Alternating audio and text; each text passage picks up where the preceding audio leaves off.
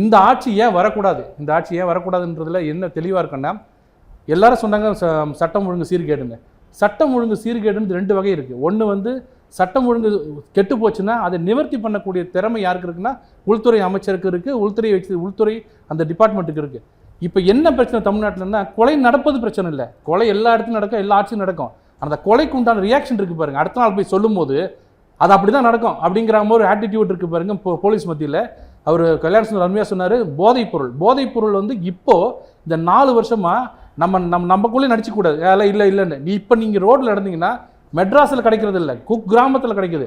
ஆனால் கிடைச்ச உடனே நீங்கள் போய் கம்ப்ளைண்ட் கொடுத்தீங்கன்னா உங்கள் பேரை எதுக்கு வாங்குறாங்கன்னா கம்ப்ளைண்ட்டுக்காக வாங்கலை, உங்களை அடிக்கிறதுக்கு பேர் வாங்குறான்.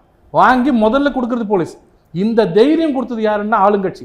நீங்கள் என்ன வேணாலும் பண்ணுங்கள், நாங்கள் இருக்கிறோம், நாங்கள் பார்க்குறோம். 6 மணிக்கு காலையில் போய் பாருங்கள், விடிய காலையில் பார் நடக்குது. ஒரு பார் சென்னையில் நடக்கிறதுக்கு யாருக்குமே தெரியாது, உளவுத்துறைக்கு தெரியாதுன்றதை நாங்கள் இன்னும் நம்பணும். ஆனால் இதுதான் வந்து சட்டம் ஒழுங்கு சீர்கேடு. ஏன் நைட்டு 10 மணிக்கு மூட சொல்கிறாங்க, 12 மணி 1 மணிக்கு தான் கிடைச்சதுன்னா குற்றம் அதிகமாக இருக்கணும். இப்போ 24 hours திறந்துருக்கு.